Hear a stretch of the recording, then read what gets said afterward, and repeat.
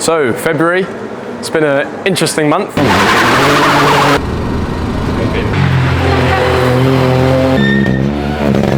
It's just that we had too much. That one looks like it's... We just knew that we couldn't continue in the rally.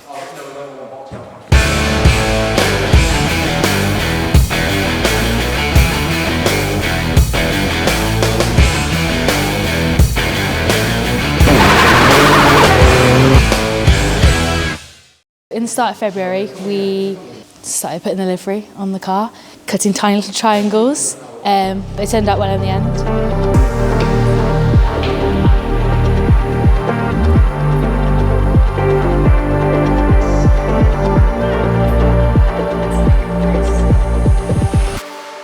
We finished our re-prep and all was looking good. We did have a slight concern over the condition of the engine because we bore scoped it earlier on in the re-prep, and as there was no previous data on the engine condition, we decided to complete a shakedown and then analyse, re-bore scope the engine so we had some data to compare it to. Unfortunately, after the shakedown, we realised that it was not good and that the engine's life left was very low. Ended up rebuilding the engine. We did a boroscope and found that the actual bore had a couple of low spots in it. Although it had a large amount of Ks left on the lifing sheet, so it worn faster than expected. So we probably pulled the engine out about the 15th of February, and along with all of our other assignments and university projects, we rebuilt the engine. This led to a 6:30 in the morning first fire up on Thursday. So yeah, we ended up rebuilding the engine. That was an evening job in the end. Started rebuilding it sort of about 4 o'clock in the afternoon.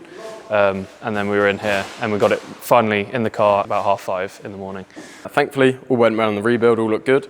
Once the engine was rebuilt, we needed to take it out to run the engine in. So me and Charlie went out for a nice 2-hour drive in the dark to break in the engine, basically. We had to do 75 kilometres, going no more than 4,000 revs, and then every 12.5 kilometres we had to up the revs until we reached 7,000 revs, which ended up being like 150 kilometres.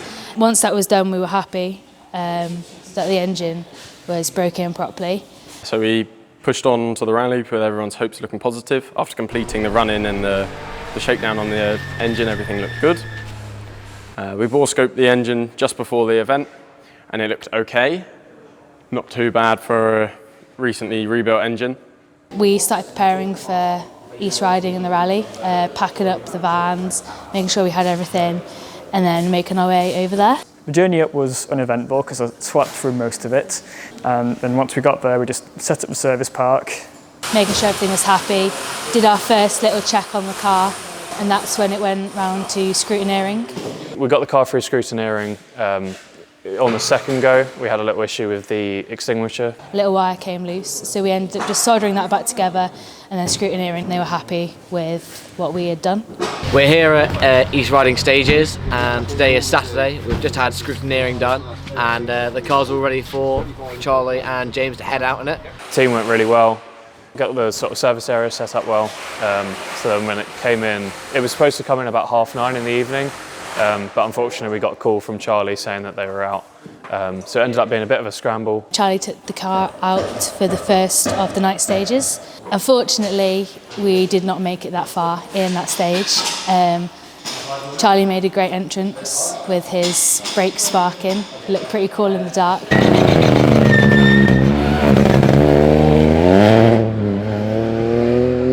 He sent us a what 3 words to come and find him because we had issues with the engine. Halfway into the first stage, the engine unfortunately knocked itself to death. So what that means is, for one reason or another, it's normally ignition based, but you get pockets where the fuel isn't mixing correctly, and then you have air-on-air atoms which have nowhere to go. So as they can't get compressed anymore during the burn, they have nowhere else to go apart from basically through the material. So this meant that the bore and the piston got eaten away at. This led to a gap in our piston being created, and therefore all the compression for cylinder 2 in our case was going down to the bottom of the engine, which led to breathers being popped off the engine and oil going everywhere. Quite a dramatic upset is probably the correct word. I know we were all very disheartened by it because everyone put in a massive amount of work to get us to that point. So after the engine kaputted itself on stage 1, Elliot and I went and towed Charlie and James back to the service park, as we didn't understand at that point what had happened to the engine. So we analysed all possible routes, staying positive. Once he got back into the service park, we all jumped on, tried to do our bits, get everything off and work out what was wrong with the car itself. I ended up being on the left front of the car, which meant I needed to take a wing off. Once the wing was off, we realised that the oil reservoir had exploded everywhere, as well as everything in the engine was just pressurised and blew everything off. So there's oil absolutely everywhere. Due to all of the breathers and other oil, well, mainly the breathers coming disconnected, we were hoping that potentially one of them had got clogged and caused excess back pressure, as I could see an increase in oil pressure in the data. And I believe this was therefore an increase in crankcase pressure, building up oil pressure. Unfortunately, that wasn't the case. So we got the spark plugs out and we found that the spark plugs had sort of been eaten by the engine. So that was our sort of first clue. It was all fun and games because we're still laughing and talking utter. We ended up getting out the bore scope and could see significant damage to our bores. And we found some pretty nasty stuff in one of the engine cylinders, and the bore was kind of melted, so we just knew that we couldn't continue in the rally. And from that we realised that that was the end of our rally. Not the news you ever want to see or hear, but hey, we're going to analyse the engine through the strip down process. So now we're going away, looking at the data, analysing what went wrong, because currently, right now, it's not overly clear.